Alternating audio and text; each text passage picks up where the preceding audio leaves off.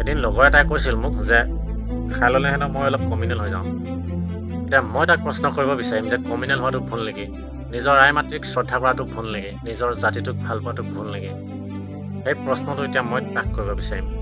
আৰু আমাৰ গুৱাহাটীত বহুত ডাঙৰ ডাঙৰ পালোৱান ওলাই গ'ল দেখোন।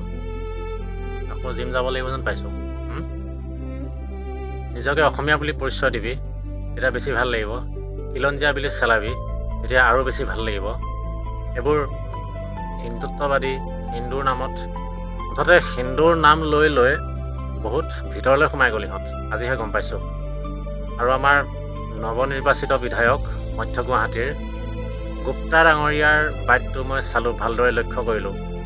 তেখেতৰ কথাখিনি ওৱান ছাইডেড যেন লাগিল, একপক্ষীয় কথা কোৱা যেন লাগিল। আমাৰ অসমীয়া মানুহ আঘাতপ্ৰাপ্ত হৈ চিকিৎসাধীন হৈ আছে, কি কৈ দিলে একোৱে খোৱা নাই। কেইজনমান থানাত আছেগৈ, একোৱে খোৱা নাই বুলি কৈ থৈ দিলে।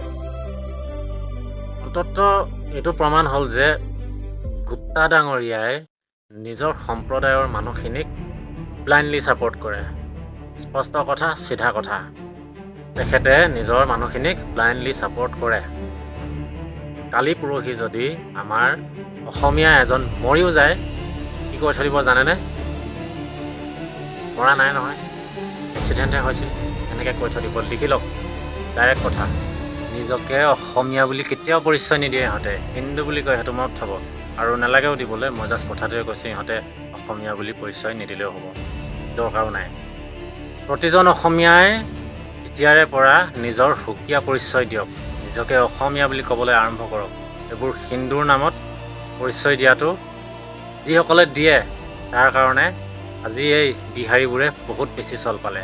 আৰু যদি সেইটো নকৰে, অনা অসমীয়াৰ আগত শৰণাপন্ন হ'বলৈ সাজু হৈ থাকক। কাৰণ অহা 10-15 বছৰ পাছত অহা 10-15 বছৰ পাছত এই অসমীয়া জাতিটো এটা ইতিহাস হৈ থাকিব মাথো। যদি সেই কামটো নকৰে, অনা অসমীয়াৰ আগত শৰণাপন্ন হৈ থাকক। অনা অসমীয়াৰ দপদপনিৰ বাহিৰে আন একো দেখা নাপায় আপোনালোকে। এইবোৰ হিন্দুৰ নামত আগ্ৰাসন চলোৱা এইবোৰ কাহিনী আৰু বহুত হৈ গ'ল, ইয়াতে সমাপ্ত কৰক।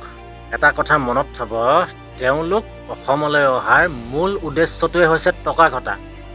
তাৰ বাহিৰে একো নাজানে তাহাঁতে। আমাৰ সংস্কৃতি, ৰীতি নীতি, পৰম্পৰা, উন্নতি, প্ৰগতি এইবোৰৰ লগত কোনো লেনদেন নাই তাহাঁতৰ, একো মতলবেই নাই তাহাঁতৰ। কি লাগিলে ৰিক্সা ওলাটোৱে হওক, ঠেলা ওলাটোৱে হওক, সেই ফুচকা ওলাটোৱে হওক, তাহাঁতে ইয়ালৈ আহিছে টকা ঘটিবলৈ। আমাৰ অসমীয়াৰ আৱেগ অনুভূতিৰ লগত তেওঁলোকৰ কোনো লেনদেন নাই। নিজৰ দেশত, নিজৰ ৰাজ্যত খাবলৈ নাপায় ইয়ালৈ অহা মানুহটোৰ পৰা আৰু বেলেগ একো আশা কৰিব নোৱাৰি। গতিকে বহুত হৈ গ'ল এইবিলাক অনা অসমীয়াৰ দপদপনি। গতিকে ইয়াতে সমাপ্ত কৰক, ইয়াতে শেষ কৰক। চিধা কথা, স্পষ্ট কথা।